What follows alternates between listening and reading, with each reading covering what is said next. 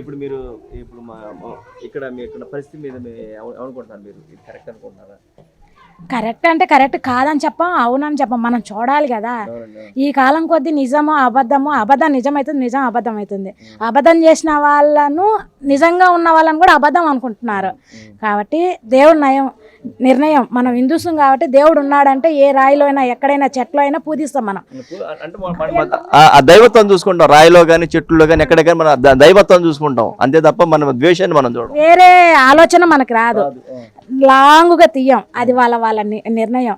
మాకు నమ్మకం ఉంది దేవుడు ఉన్నారంటే ఏమో చూద్దాం, దేవుడు ఉంటే మంచిదే కదా, పోయేదేం లేదు, ఎంతో ఎక్కడో పోతుంది.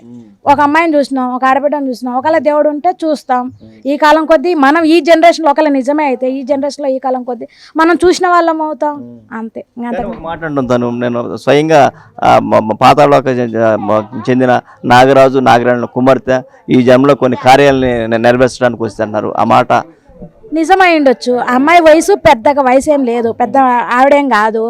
ఆ అమ్మాయికి ఎన్నో కోరికలు ఉంటాయి, ఆశలు ఉంటాయి. ఇప్పుడు ఈ అమ్మాయి దీంట్లోకి వచ్చిందంటే ఎన్నో ఆశలు కోరికలు అవన్నీ కూడా మైండ్లోంచి డిలీట్ చేయాలి. నువ్వు చెప్పేది ఏంటిది, నువ్వు వేసాలు ఏంటి అంటారు. కాబట్టి అవన్నీ డిలీట్ చేసి ఈ వేలోనే ఉండాలి. ఈ వేలో అందరికి రాదు. నిజమై ఉండొచ్చేమో, దీంట్లో అమ్మాయికి వచ్చేదేం లేదు, నిజమై ఉండొచ్చు, నమ్మితే ఏం పోతుంది. 9 సంవత్సరాల నుంచి అదే ఇదిలో ట్రాన్స్ లో ఉన్నా అని చెప్పి మాట్లాడుతున్నారు. అదే నిజమై ఉండొచ్చేమో. ఇప్పుడు చాలా మందికి నా చుట్టుపక్కల ఉన్న వాళ్ళకే తెలియదు, నా కల్లో అమ్మ కనపడుతుంది, రేపేం జరుగుతుందో నాకు చెప్తారు. దాన్ని బట్టి ఇంకా ఉన్నారా అయితే నేను ఏదైనా తెలుసుకోవచ్చు అని ఇక్కడ దాకా వచ్చా. అది అంటే మీకు కూడా అట్లానే అట్లా ఏం లేదు. మా ఇంటి అమ్మవారు ఆడపడుచు గంగమ్మ తల్లి, మేము పూజిస్తాం, మేము కుమ్మరోళ్ళం పూజిస్తాం. మాకు రేపు ఏం జరగబోతుంది, పక్కింట్లో ఏం జరగబోతుంది కూడా నాకు చెప్తుంది. ఒకవేళ మంచి అయితే చెప్పినా అనుకో, అబ్బా పలానా మంచి చెప్పింది జరిగింది అంటారు. చెడు అయింది అనుకో, నేను చెప్పినాక మీ ఇంట్లో ఏదో జరగబోతుంది జాగ్రత్తగా ఉండండి అన్నారనుకో, వాళ్ళకి అక్కడ యాక్సిడెంటో దెబ్బో ఏదైనా జరిగింది అనుకో, పొద్దున్నే చెప్పింది నోరు ఏంటో జరిగింది అంటారు. రెండు వాళ్ళే మాట్లాడతారు. అందుకనే మనం ఏది సైలెంట్గా ఉంటే పోయిద్ది. కాకపోతే ఇక్కడ మనలో మన దేవతలు మన గ్రామ దేవతలే మనకు దేవతలు. ఎందుకంటే మనం డైరెక్ట్గా వెళ్తాం, మాట్లాడతాం, ఎట్టు కూర్చుంటాం, ఇచ్చేయటం, దూరంగా ఉండే సిచ్యువేషన్ ఏమి ఉండదు. మన గ్రామ దేవతలు అంటే ఎల్లమ్మ, పోలేరమ్మ. ఇప్పుడు కొంతమంది దేవుళ్ళందరూ బ్రాహ్మణులే పూజించాలి, వాళ్ళే అభిషేకం చేయాలి, ఎక్కడి నుంచో దండం పెట్టుకోవాలని. కరెక్ట్. మన గ్రామ దేవత అంటే మనమే పూజించుకుంటాం, మనమే అభిషేకం చేసుకుంటాం, ఆమెను పట్టుకొని హక్ చేసుకొని కూడా ఉండగలం. శివుడైనా కానీ ఇవైనా కానీ మనతో అట్లానే ఉంటుంది దాదాపుగా. కాబట్టి మా ఇంటి దేవత ఏంటంటే గంగమ్మ తల్లి. కాబట్టి మాకు ఆ రిలేషన్ ఉంది కాబట్టి చూద్దామనే ఒక ఉద్దేశంతోనే, నేను నమ్మకంతోనే వచ్చా.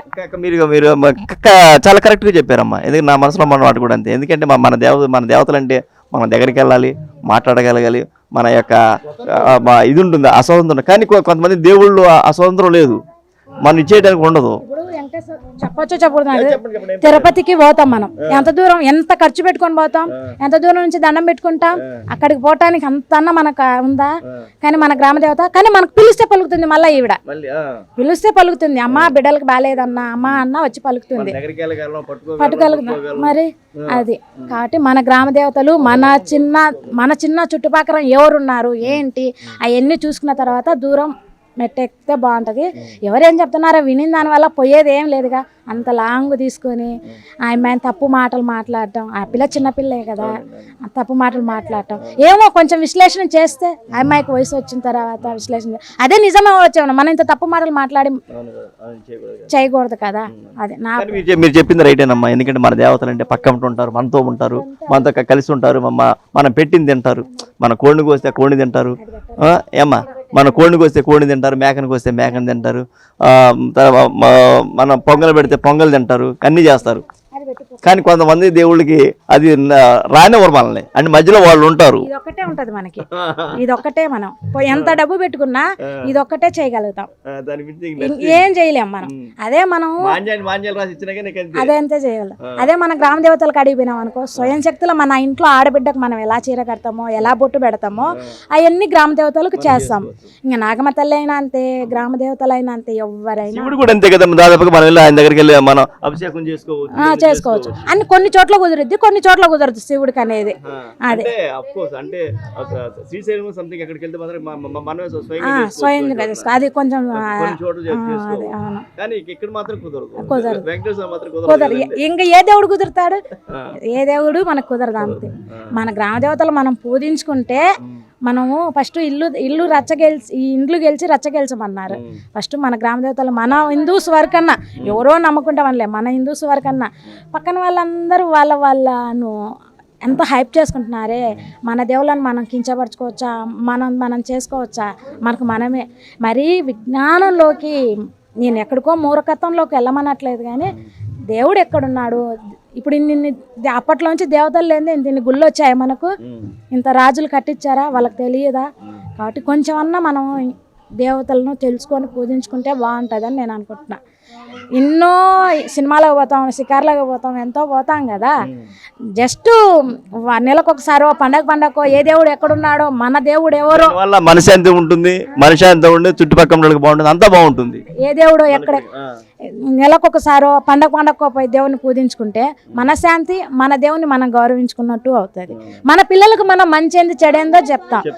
ఇప్పుడు ఎన్నెన్నో జరుగుతున్నాయి, చూసినప్పుడల్లా ఏంద్రా ప్రపంచం ఎటుపోతుంది అనిపిస్తుంది, బాధేస్తుంది. మగపిల్లలు అంటే మగపిల్లలకు బాధ వేస్తుంది, ఆడపిల్లల తల్లులకు భయం వేస్తుంది. కొంచెమన్నా ఈ పిల్లోళ్ళకి ఈడ దేవుడు ఉన్నాడు, ప్రత్యక్ష దేవుడు ఉన్నాడు నాన్న, మనం ఈ తప్పు చేస్తే ఇలా దేవుడు ఉన్నాడు నాన్న కొడతాడు అదే అంటే, దేవుడే లేని మన నిర్ణయం చేసేస్తే మన పిల్లలకి ఏం తెలుస్తుంది? అదే విజ్ఞానం ఉండాలి, దేవుడి పక్క భక్తి రెండు ఉండాలి. మరి మూర్ఖత్వం బొమ్మని చేతులు ఉండకూడదు, ఉండాలి. ఎంతవరకు ఉండాలో అంతవరకు ఉండాలి. కానీ మన పిల్లలకు చెప్పండి, ఈడ దేవుడు ఉన్నాడు, దేవుడు మనం తప్పు చేస్తే అని కొంచెం చేయకూడదు. మన అంబడి తిరుగుతుంటాడు, ఈమె తిరుగుతున్నారు, ఈ కాలం కొద్ది ఉన్నారు నాన్న, మన అంబడి మనం పూజించే దేవుడు ఉన్నాడని చెప్పాలి. చెప్తే బాగుంటుందని నేను అనుకుంటున్నాను, నా నిర్ణయం అది. మీరు కానీ కొంచెం లొకేషను మాలాకు తెలియదు, మాకు ఇప్పుడు నేను ఇద్దరిని కనుక్కొని నా ఎంబడి వచ్చే వాళ్ళని ఇద్దరిని కనుక్కొని మీకు తెలుసా అని వచ్చాను. మీరు లొకేషను గూగుల్ మ్యాపు దగ్గరున్న వాళ్ళమే, ఇంకా ఎంతోమంది దూరం ఉంటారు. మీరు అసలు ఇక్కడికి ఆ అమ్మాయి భవిత ఇక్కడికి వచ్చిన విషయం కూడా మీరు క్లారిటీ చెప్పలే. వీడియోలలో మాకు కొద్దిగా తెలిసింది, ఆ అమ్మాయి ఇక్కడ ఉందా ఇక్కడ అని. ఆ అమ్మాయి ఇక్కడికి వచ్చి గుంటూరు జిల్లా లింగాయపాలెం అని చెప్పాను అంటారు. అంటే మనకంటే తెలిసింది గుంటూరు జిల్లా అని. ఇప్పుడు కడప జిల్లా అంటే కడప జిల్లా కిందకి రాజంపేట వస్తుంది, ఇంకా చాలా చాలా ఊర్లు వస్తాయి. అది గుంటూరు జిల్లా అయితే ఫస్ట్ ఏమనుకున్నానంటే ఏటూటి లింగాయపాలెం ఉంది, అది అనుకున్నాను. ఆ పక్క మాకు దాదాపు ఒక 20 కిలోమీటర్లు ఎంత ఉంటుంది. ఇక్కడ చూస్తే ఇక్కడ గుంటూరు నుంచి దాదాపు ఒక 20 కిలోమీటర్లు ఉన్నట్టుంది దాదాపు. ఇది ఈ స్వామి ఉన్నాడు కదా, వాళ్ళ శిష్యులు ఉన్నారు, అతని నెంబర్ అని ప్రొవైడ్ చేయండి ఎక్కడ అని, కింద గూగుల్ మ్యాప్ ఇవ్వండి. ఇంకెవరైనా వచ్చే వాళ్ళు ఉన్నారేమో ఆ అమ్మాయిని చూసి. అది థ్యాంక్ యూ. నా పేరు వీరాంజనేయులు అండి, మాది ఇక్కడే గుంటూరు లోకలే. ఇక్కడ స్వయంభూ నాగసాయి బాబా పిలిచారని మేము ఇక్కడ మా భార్యకు ఉద్యోగం కోసం ఇక్కడ బాగా చెప్తున్నారు. వాకు మా అందరికీ మంచి జరుగుతుందన్న ఉద్దేశంతో మేము కూడా ఉద్యోగం ఇచ్చి అడగడానికి మేము వచ్చాము ఇక్కడికి. మీ భార్య గారికి ఉద్యోగం వచ్చిందండి? రాలేదు, దాని గురించి మేము ప్రయత్నం చేస్తుంది, ఎగ్జామ్స్ రాస్తుంది, దానికోసం మేము అడగటానికి వచ్చాము అన్నమాట. అంటే మీరు ఇక్కడ నాగరాణి అని ఒక నాగరాజు కుమార్తె ఇక్కడికి వచ్చిందని తెలిసిందండి మీకు? తెలిసిందండి మాకు కూడా, మేము నిన్నే వచ్చాము.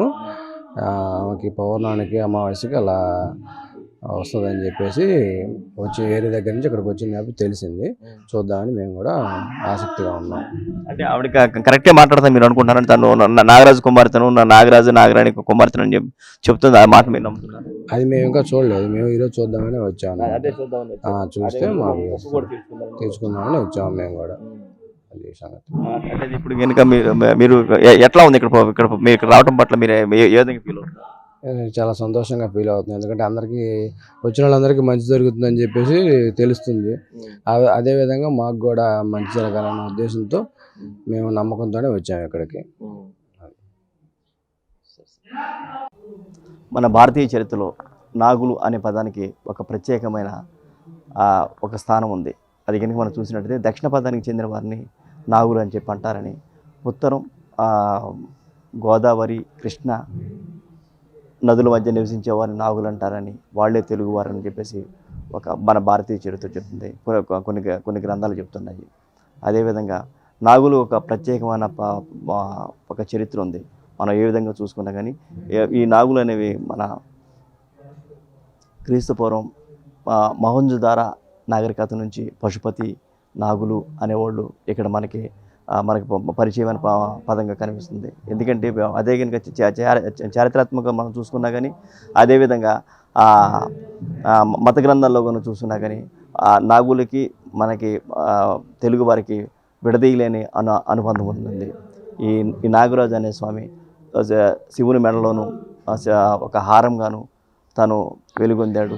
అదేవిధంగా ఆ విష్ణుమూర్తి యొక్క పాన్పుగా కూడా తను ఉండటాన్ని మనం గమనించవచ్చు. ఎందుకంటే నాగులు కూడా నాగులను పూజించడం కూడా మన భారతీయ సంస్కృతిలో ఒక భాగం అయిపోతుంది. ఎందుకంటే మనకు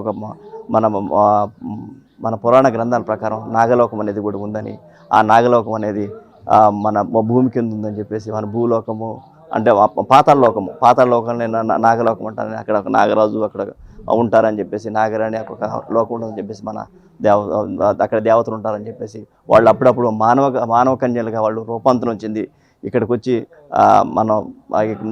భూమి మీదకి వచ్చి సంచరించి వెళ్తామని చెప్పేసి అనేక గాథలు మనం వింటున్నా ఉన్నాము, అనేక కథలు వింటున్నాం. అది పుక్కింటి పురాణాలు కావచ్చు, ఏదైనా కావచ్చు. కానీ ఆ యొక్క మత విశ్వాసం అనేది మనతో ఆధారపడి ఉంది.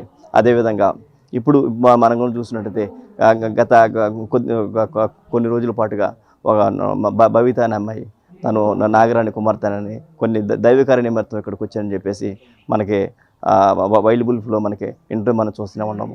ఇదంతా మన వైల్డ్ బుల్ఫ్ యొక్క ప్రజలు తెలుసు. గత కొన్ని రోజులుగా ఆవిడతో మాట్లాడుతూ ఆమె యొక్క ఇంటర్వ్యూ తీసుకోవడం జరిగింది. తను ఒక మాట చెప్పింది, ఎప్పుడైతే మనకి పౌర్ణమి వస్తుందో తనకి ఆ రోజు శరీరంపై పొలుసుల్లాగా ఏర్పడతాయని చెప్పేసి, ఆ పొలుసులు వచ్చే క్రమంలో చాలా తాను పెయిన్ అనిపిస్తుందని చెప్పి అని చెప్పడం జరిగింది. అదేవిధంగా ఈరోజు పౌర్ణమి అంటే నాగులకి పౌర్ణమికి విడదీయలేని సంబంధం ఉంది. అదంతా మనం చూసుకోవచ్చు మనం. ఎందుకంటే ఆ పౌర్ణమి రోజు కంపల్సరీగా పాములు తమ యొక్క కుబుసాన్ని విడిచి కొత్త రూపాన్ని సంతరించుకుంటుందని చెప్పేసి మనందరికీ తెలుసు. అదేవిధంగా ఈ నాగరాణి కూడా ఈరోజు తన యొక్క ఆ పొలుసులు అంటే వస్తాయని చెప్పేసి, అవి మొత్తం పోతాయని చెప్పేసి తను చెప్పడం జరిగింది. అదేవిధంగా ఇంకొక మాట కూడా అంటున్నారు, అవి మొత్తం ల్యాబ్లకు పంపించామని చెప్పేసి, అక్కడ నుంచి ఆ ల్యాబ్ దగ్గర నుంచి ఆ ఫలితాలు రావాల్సిందని చెప్పేసి వాళ్ళ తల్లిగారు చెప్పడం జరిగింది. అదేవిధంగా భూలోకంలో తను వెలిశానని కొన్ని దైవ కర్మర్తలను చెప్తున్న ఈ నాగరాణి ఇప్పుడు ప్రస్తుతానికి మనకి ఇక్కడ గుంటూరు జిల్లాలో లింగాయపాలెంలో అని చెప్పేసి ఒక గ్రామంలో ఉన్నారు. ఎందుకంటే ఇక్కడ నాగులకి అయితే ఇక్కడ ఈ ప్రాంతాల్లో ఉన్న మనతో తెలిసింది మనం చూసాము. ఇక్కడికి వచ్చారు. ఈరోజు ఇక్కడికి వచ్చి పూజలు చేయడం గత 10 రోజుల మటు మనం చూస్తూనే ఉన్నాము. అదేవిధంగా ఈరోజు పౌర్ణమి గురు పౌర్ణమి, ఈరోజు ఆమె యొక్క పరిస్థితి ఎలా ఉందని తెలుసుకోవడానికి మనం వచ్చాము. ఎందుకంటే తను పౌర్ణమి రోజు తను కుబ్సం లాంటిది తను ఇదవుతుందని, ఆ పొలుసులు వస్తాయని చెప్పేసి తన బాధను అనిపిస్తానని విషయం మీకు ఇందాక మళ్ళీ చెప్తున్నాము.